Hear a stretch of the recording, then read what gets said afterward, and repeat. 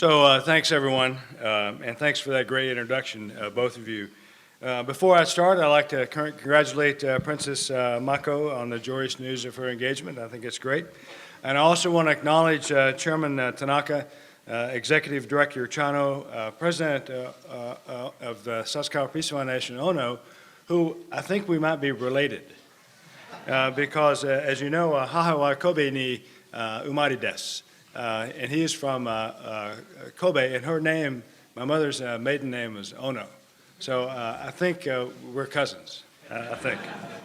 So fellow flag and general officers, including my good friends, General Yamaguchi, Admiral Ota, who I think is here somewhere, and Admiral Kawamura, members of the Consular and Diplomatic Corps that I think are represented here today, and distinguished guests. Ladies and gentlemen, I really do appreciate the opportunity to speak to you today. The Sasakawa Peace Foundation is dedicated to enhancing the public's understanding of the critical U.S.-Japan relationship. As we say in America, this is juice worth the squeeze. And I can't thank Sasakawa enough for the important work that they do. My modus operandi today is to provide the foundation for our discussion with some prepared remarks here so that I can then take questions with the help of our esteemed moderator, Dr. Taniguchi. So while I was preparing my remarks, I asked my wife, Bruni, for some advice. And she said that there's a first time for everything. So you might try to be funny, you might try to be brief, or at the end of the day, just bring sake.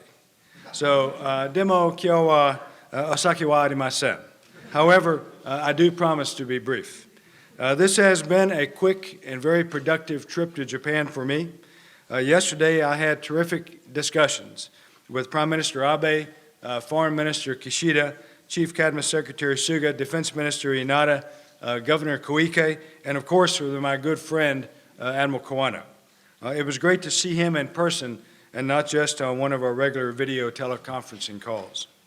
I appreciate everything that these leaders do to keep our alliance strong. During these meetings, I reiterated America's steadfast and absolute commitment to the defense of Japan, and I expressed our appreciation for Japan's continued hosting of U.S. forces here in your country. One of the key points discussed at these meetings was the U.S. policy that recognizes Japan's administrative control over the Senkakus and the fact that we will defend those islands in accordance with Article 5 of the U.S.-Japan Security Treaty. This policy was reaffirmed by President Trump during his meeting with Prime Minister Abe earlier in the year, and again by U.S. Secretary of Defense Mattis during his recent trip to Japan. I think the senior leader engagements between Japan and the United States the last few months clearly demonstrate the commitment our two great nations have in maintaining regional as well as global peace and security. So before I head back to Hawaii later today, I wanted to spend some time with this audience, with all of you, with this audience in particular, to discuss the importance of the U.S.-Japan alliance. Our alliance is rooted in shared interests and shared values, including the belief that all people have inalienable human rights that are worth protecting. Indeed, it's not hyperbole for me to say that the entire world has benefited from the U.S.-Japan alliance. While our alliance helped stabilize the region after the Second World War, it also enabled the Japanese people to bring about an era of unprecedented economic growth. And for the last 6 decades, our soldiers, sailors, airmen, Marines, and Coast Guardsmen have worked side by side with the Japan Self-Defense Force to protect and advance peace and freedom. And I'm pleased to report that, in my opinion, the U.S.-Japan alliance has never been stronger or more important. In a world crying out for leadership at the global level, the need for our alliance has never been stronger. Today, the ties that bind our countries together have never been stronger, and I submit that those ties have never been more necessary than they are today. Just 3 days ago, North Korea launched yet another ballistic missile, the 7th such firing this year. This latest provocation serves as yet another reminder that peace and stability are under assault from the Kim Jong-un regime. The dangerous behavior by North Korea is not just a threat to the Korean Peninsula, it's a threat to Japan, It's a threat to China. It's a threat to Russia. And let me say that again.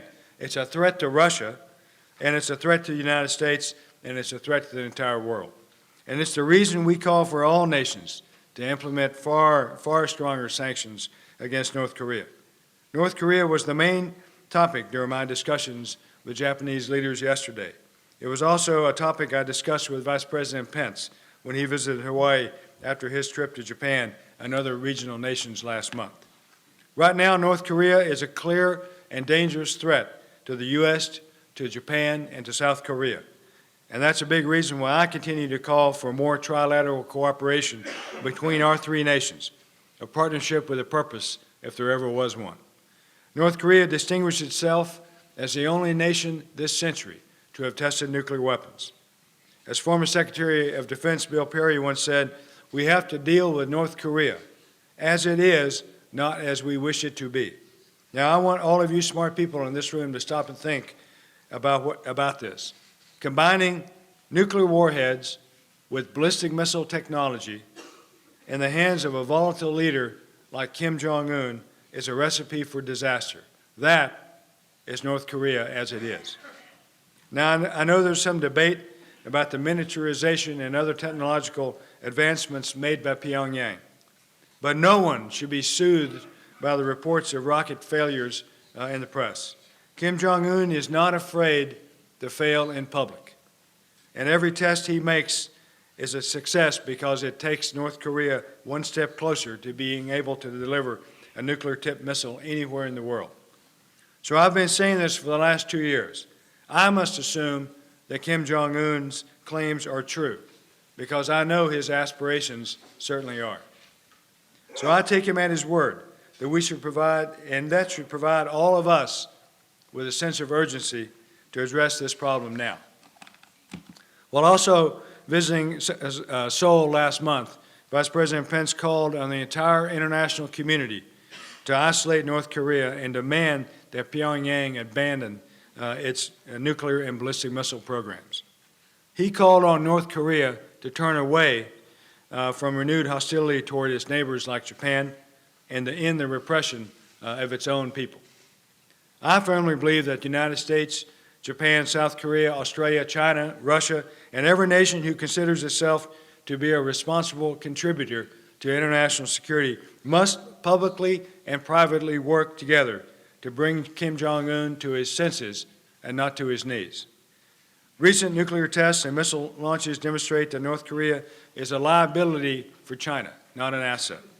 President Trump and Secretary Tillerson are encouraging China to take appropriate actions to get North Korea to abandon its nuclear and ballistic missile ambitions. While our political leaders and diplomats work to encourage China to use the levers it has to move North Korea toward a better path of peace and stability, PACOM continues to work with our allies and partners throughout the Indo-Asia Pacific to enhance regional security. It's in America's interest to do so, for I believe that our nation's future security and economic prosperity are indelibly linked to this dynamic region. A strong and prosperous Japan is essential to a strong and prosperous Indo-Asia Pacific. This is one of the reasons that I believe that the U.S.-Japan alliance matters more today than ever before. The transformation of our relationship on both economic and security fronts, and the breadth and the depth of our cooperation in terms of our defense relationship are at historic levels. Demonstrating this fact, President Trump made it a priority to immediately meet with Prime Minister Abe after entering office. Both affirmed their strong determination to further the U.S.-Japan alliance. And after North Korea's latest intermediate-range ballistic missile test, the White House again reiterated America's ironclad commitment to stand with South Korea and Japan. Amid an increasingly challenging security environment in the Indo-Asia Pacific, the U.S. continues to bolster our presence in the region.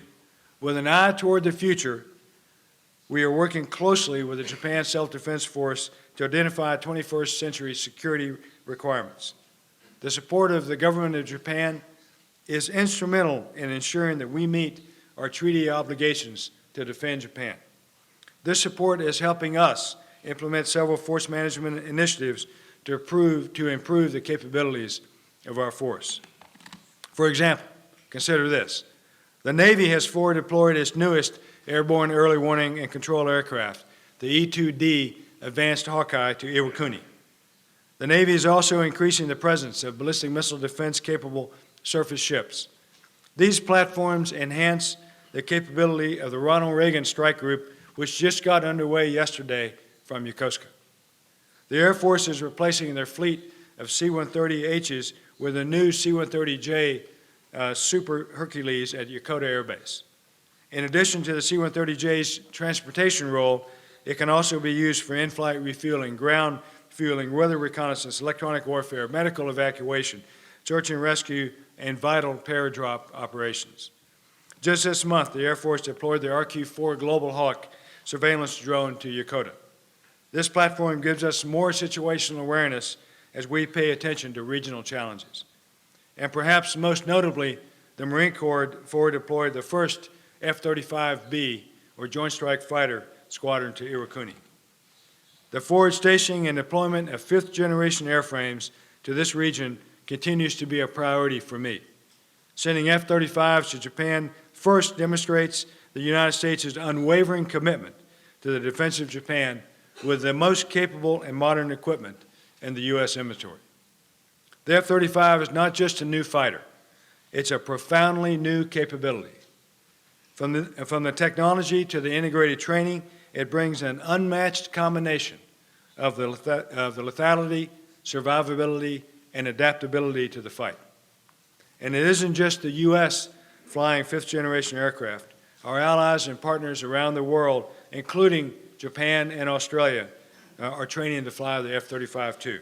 I met with Japanese and Australian pilots training at Luke Air Force Base while I was visiting Arizona last month. These aviators were extremely excited and proud to welcome this revolutionary platform into their inventories. Flying with U.S. F-22s and fourth-generation aircraft, an international force of F-35s will ensure air superiority against potential adversaries for years and years to come. Indeed, the beginning of a new era of air superiority began in Japan with our F-35s, our F-18s, and E-2Ds at Iwakuni. But we couldn't accomplish this alone. Fulfilling its treaty obligations, the government of Japan invested $7 billion in this single installation in Iwakuni in the last 20 years. $4.5 billion of this investment was recently committed to the base under the Japan's Defense Policy Review Initiative, supporting the relocation of the runway, enhancing aerial and seaport capabilities, improving fuel storage and distribution capabilities, and funding nearly 200 support programs. Today, the Iwakuni Air Base, which houses Marine Corps Air Station Iwakuni, is one of the most successful joint-use installations in Japan. U.S. aircraft and personnel working side by side with their counterparts from Japan's Maritime Self-Defense Force fly several airframes here, including the mighty P-3 and your new P-1. Iwakuni is a model of cooperation that provides the Pacific Theater a 119 emergency response capability. So, ladies and gentlemen, there's no doubt in my mind that Japan's increasingly joint self-defense forces improve our alliance's ability to face any security challenge together. There simply is no challenge that we can't overcome when we help each other to improve. We truly appreciate Japan's continued efforts to assume greater roles and responsibilities in the region. I also see the potential for more cooperation in the capabilities that come from the multi-domain battle concept. We should look at new ways to provide for the defense of far-flung places. For example, ground forces defending ships at sea. And I've directed PACOM's Army and Marine Corps components to ensure our ground forces develop the capability to sink ships from land. So I plan on learning more from the experts at Japan's ground self-defense forces so that the U.S. can become a more effective joint force. Another critical cooperative effort, the Futenma Replacement Facility in Camp Schwab in Okinawa, will enable the U.S. to fulfill its security obligations to Japan while also enabling the return of Futenma to Okinawa. Both governments remain strongly committed to this relocation. This transition will improve our ability to defend Japan's sovereignty while reducing operations in the most heavily populated parts of the island and enabling significant land return to the people and government of Japan. Okay, so I'm about finished with my prepared remarks. It's still early, so I hope I didn't put anyone to sleep. I've kept my promise to be brief, so I hope no one started drinking sake without me. So before we move on to questions, I want to reiterate that no one should doubt the U.S. resolve to meet our treaty obligations to Japan. There are more than 50,000 U.S. soldiers, sailors, airmen, and Marines assigned throughout Japan, each contributing to this obligation and to security throughout the region. We are prepared to defend against any aggressor that would threaten Japan's sovereignty. So for more than 6 decades, the U.S.-Japan alliance has been the cornerstone of peace, security, and stability in Northeast Asia and the foundation for U.S. engagement throughout the region. So I'll conclude by reminding everyone that we just passed the 2-year anniversary of Prime Minister Abe's address to Congress, where he called the U.S.-Japan alliance an alliance of hope. I think that's exactly right. So thanks to organizations like Sasakawa, more people understand that our alliance is a beacon for other nations to have the courage to overcome historical enmities. Now, we must all take action to deepen and expand multinational partnerships to meet global challenges like North Korea and ISIS. We are stronger with each other, and together, the United States, Japan, and our partners around the globe will continue to safeguard the rules-based security order that has underpinned peace and security throughout the globe for decades. So thank you very much. And with that, I'll join Dr. Taniguchi and take a few questions. ありがとうございました。ハリス司令官に A View from the Pacific というタイトルでご講演をいただきました。改めまして、ハリス君たちに素晴らしいスピーチについてお礼を申し上げたいと思います。ビジョンとそれから具体性に富む素晴らしいものだったと思います。私から3つほどお尋ねをして、そしてもしも時間が許すならばフロアをオープンにしたいと思っております。そんなやり方で進めさせてください。最初の質問はスピーチの中に何回か出てまいりましたインド、アジア、パシフィックという言葉についてお尋ねしたいと思います。インド、アジア、パシフィックというものを一緒に考えるというこの発想は今や米軍の中では常識になっていると見ていいのか、そしてその中で日本に求められる期待は役割はどのようなものなのか、つまりインドから太平洋に至るまで広大な海と空の領域のことを考えているわけですが、その中でハリス海軍大将が考える自衛隊とのあらま方式協力というものの姿はどういうものなのかということをまず教えていただきたいと思います。All right, so let me, can you all hear me? I think I'm on a lavalier mic here. So it's a great question. And so it is not a commonly used term in the U.S. lexicon, the Indo-Asia Pacific. We typically talk about the Pacific or we talk about the Asia Pacific.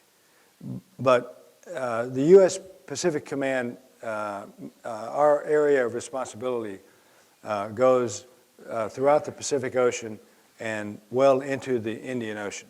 You know, I joke about my area of responsibility goes from Hollywood to Bollywood and penguins to polar bears. So that kind of covers it. So I think that to be more accurate, when I talk about the region that I'm responsible for under the U.S. Combatant Commander Division of Labor, I think in order for me to be more truthful about the area that I'm responsible for, I call it the Indo-Asia Pacific, because I think that's more of an accurate term that reflects the expansive responsibilities that Pacific Command is responsible for. And after coming to Pacific Command, I made India a formal line of effort at the Pacific Command for our ability to improve our mill-to-mill relationships with India. I think there's a lot of opportunity there, not only for the United States, but for Japan as well. As far as Japan's role in the Indo-Asia-Pacific, that's really Japan's decision to make. I think there are opportunities, though, with trilateral cooperation between us, the United States, Japan, and India. And there's also opportunities for quadrilateral cooperation with us, Japan, India, and Australia. So I think it would be helpful for both of our nations to work on these multilateral venues that include India and Australia, because our own national interests are served by increasing our aperture to look at the Indian Ocean. Therefore, I go back to the beginning of this. I prefer myself to use the term Indo-Asia-Pacific. フォローアップで伺いたいのですけれども、確かにインド洋のど真ん中にディエゴ・ガルシアという基地をお持ちで、それは横須賀が見ているという事実があるが、日本が持っているようなこの豊かな基地のファシリティという、物理的なサポートがインド洋には欠けています。その場合にこれからインド洋を含めて安全保障というものを考えていかなきゃいけないというときに、どういうその基地の置き方というものが本来なら望ましいのか、それを補足的に伺いたいと思います。Well, I mean, we look at Diego Garcia as a strategic base in the middle of the Indian Ocean that we use in coordination with an agreement with the United Kingdom, which owns the Diego Garcia. Diego Garcia is an important facility, an important strategic facility for the United States, but it is not Japan. You know, it does not have the support infrastructure that we enjoy in Japan, and our footprint in Diego Garcia is limited. One by just the capacity of the island there, but it's also families aren't allowed to go to Diego Garcia, and we don't permanently base or permanently forward deploy assets like we do in Japan. So we don't have ships that are based in Diego Garcia. We don't have an air wing that's stationed in Diego Garcia, and on and on. We deploy forces to Diego Garcia on a rotational basis, but those forces either go back to Japan or they go back to the United States or wherever they come from. And it's not just Navy. You know, the Air Force has a big footprint in Diego Garcia for the work that they do in the region and in the Middle East. おとといもハリス海軍大将は横田基地でこうおっしゃってます。すべての新しいものとすべての最も優れたものは、この地域に集まっている。特に日本に集中している。これは軍事的なアセットについての言及だったと思うのですが、アメリカにおいて続いている軍事予算の縮減にもかかわらず、この傾向は続いていくという、この点に関しては確信を持っていいと思っていていいでしょうか。Yeah, I think you can believe me. I mean, I believe me, so I think you can also. I think that if you look at the inventory of newest military hardware that's coming out of the United States, all of it is going to the Pacific, if not first, then soon after it's being built. And I'll give you some examples. So the F-35, the Joint Strike Fighter, I talked about it in my remarks. The very first deployment, the very first operational deployment of the F-35 is the Bravo version in Iwakuni, the Marine Corps version, the very first deployment. The very first operational deployment of the P-8 Poseidon anti-submarine warfare airplane, the replacement for the P-3, was to Kadena back in 2014, I guess. So the very first deployment of that aircraft was there. We're sending our Virginia-class submarines, our newest attack boats, to the Pacific. We're doing the same with the E-2D, Advanced Hawkeye. I talked about that going to Iwakuni. The DDG-1000, this is the Zumwalt class ship that I've called, I've said in the past, if Batman had a ship, it would be the Zumwalt. We can only afford the three of them, and the United States is building three of these ships. They're all coming to the Pacific. The ultimate destination in the Pacific is still a matter of study and debate, but they're all coming to the Pacific. We know that already. And so the hardware that we're developing is Pacific bound.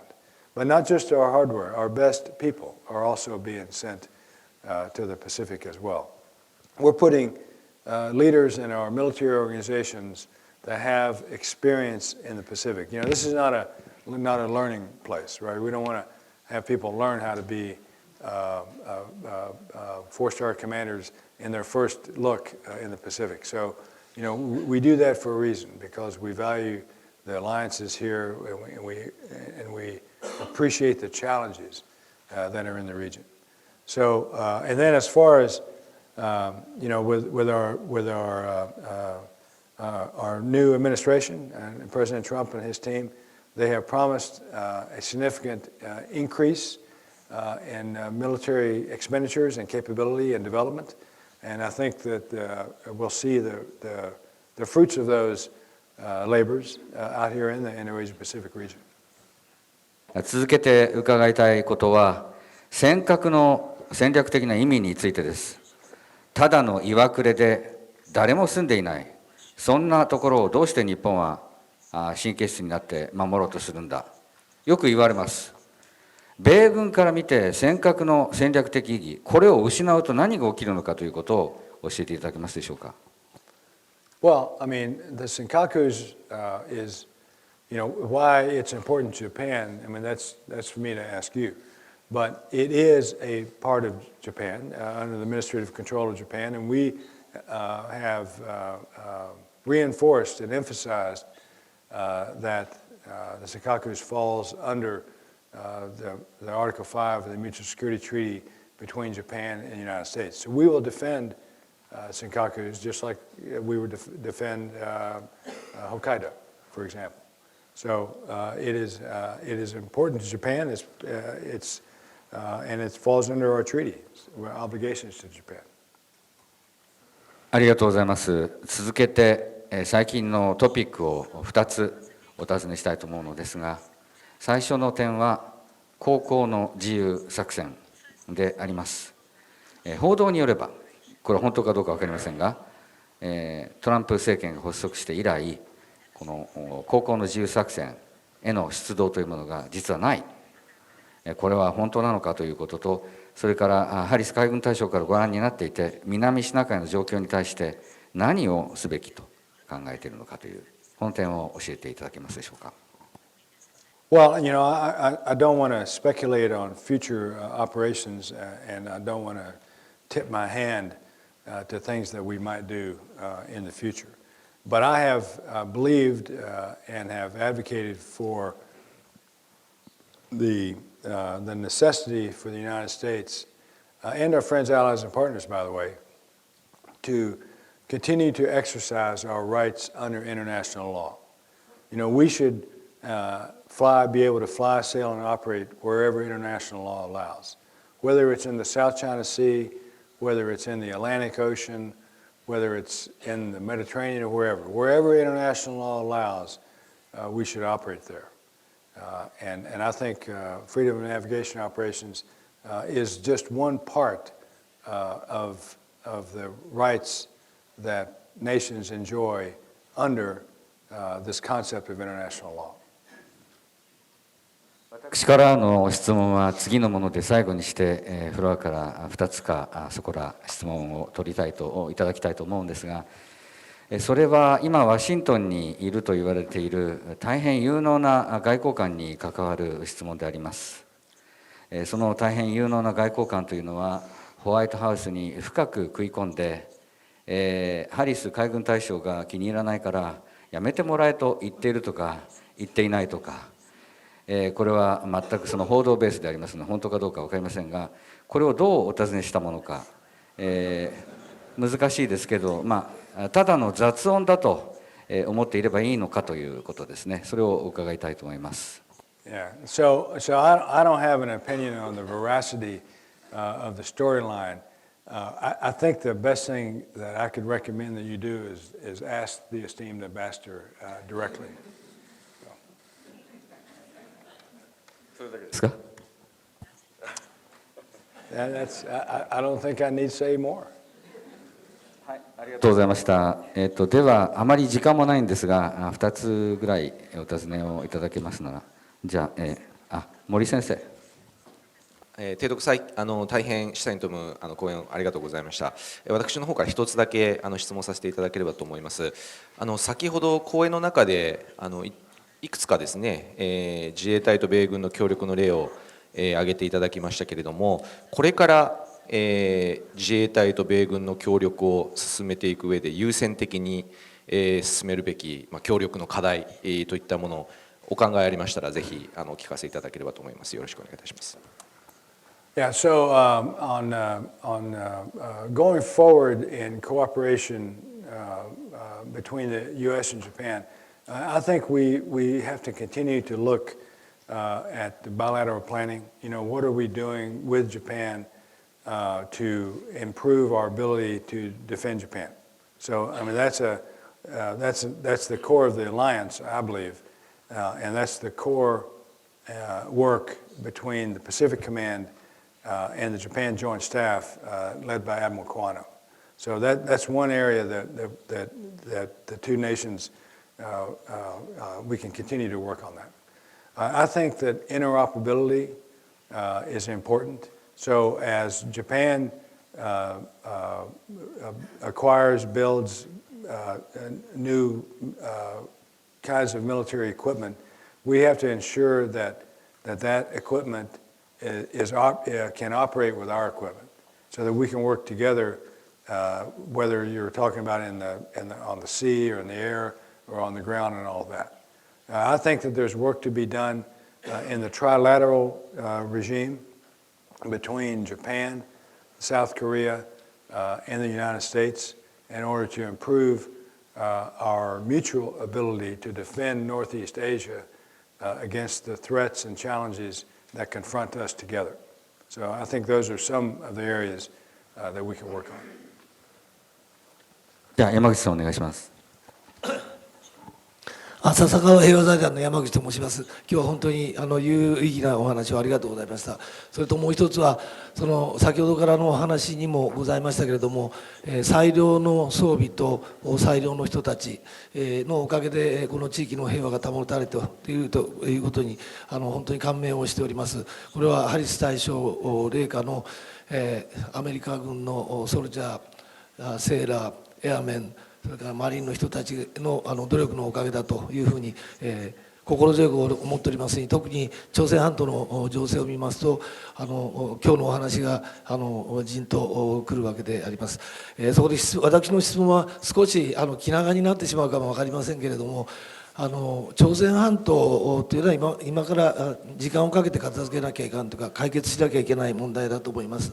究極的には半島から核兵器をなくすということがありますし、そのためにはまず北朝鮮の核計画を止めさせるという努力が必要ですし、その間も朝鮮半島の安定というのは韓国の人たちのことを考えても安定しているということは必要であります。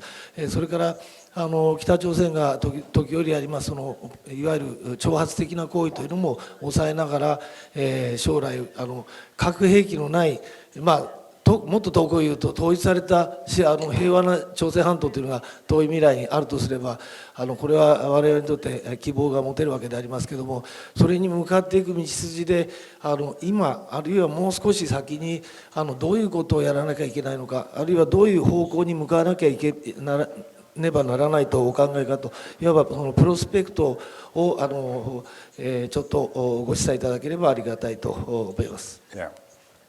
So I think that's the work of the day. I mean, that's the work that South Korea is engaging that's the work of U.S. Forces Korea, led by General Vince Brooks, and the work that he's doing on the peninsula. It is the work of nations. It is the work of free nations, like-minded nations, to continue to emphasize to North Korea the utter unacceptability of North Korea's weapons programs. And it's up to all of us as nations to continue to ratchet up the sanctions, to make it realizable to Kim Jong-un that there is no future in his development of nuclear weapons and ballistic missile technology. And as I said in my speech, we want to bring him to his senses and not to his knees. So I think it's good work, it's valuable work, it's critical work that Japan, the United States, South Korea, and all other like-minded nations do in order to bring peace to the Korean Peninsula. ありがとうございました。20年後、私たちはみんなもうリタイアしてしまっております。安倍首相ももういない。生きてはおられても政治家は、もう一線を退かれているでしょう。でも情勢は変わり続けるわけですね。20年、30年、あるいは40年、非常に長い長期にわたってこのインド、アジア、太平洋というものは一体どういう場所であるべきなのか、それをその孫や子どもたちに海軍大将ハリス海軍大将が伝えるとしたらどんな絵を伝えたいとか、最後にそのビジョンを簡単にお話しいただいて締めくくりにしたいと思います。いかがですか。Yeah, all right. Yeah, it's a great question, and it really goes to the heart of what we value as free nations. As I talked earlier to a group this morning that, I have to deal with it here and now. So I don't think too much about the future, a decade from now, 2 decades from now, and the like, because the problems that confront us today are significant. So that's what I deal with, and I think that's what you all want me to deal with, and I think it's what the American people want me to deal with. But I believe that we all want to leave a better place for our children and grandchildren and the like. And that is a region that's free from strife, that's free from the threat of nuclear annihilation from North Korea, that's free from terrorism, from ISIS, and all of that. But it won't happen if we just wish it that way. It won't happen if we hope that it'll get better. We have to do something. Whether you're a young man or woman in the self-defense forces, whether you are an older fellow like me who's just trying to get through each day, or whether you are informed citizens like all of you who have a vested interest, not only in the future of Japan, but a vested interest in the future of humanity. And we have to take action to get to that point. So wishing it so will not be enough. Wishing it so will not tip the balance one way or the other. Doing something will in fact do that. And I think all of us in this room have something to contribute to that. And I hope that this opportunity that Dr. Taniguchi and the Sasakawa Peace Foundation has given me, I hope that this opportunity will help all of us look at ways to take positive action to influence the future for our descendants. So with that, let me thank you for the opportunity here today. I want to express my condolences to the loss of the Self-Defense Force aircraft and the air crew 2 days ago in Hokkaido. That should serve as a visible symbol, a visible reminder that we live in a dangerous world and young men and women are doing hard things every day for all of us. And so I want to shout out to them and acknowledge the sacrifices of those 4 airmen who died in the defense of their nation, in defense of Japan in Hokkaido. So thank you all very much. ありがとうございます。ハリス司令官、そして谷口先生、今日は本当にありがとうございました。皆様盛大な拍手をお送りくださいませ。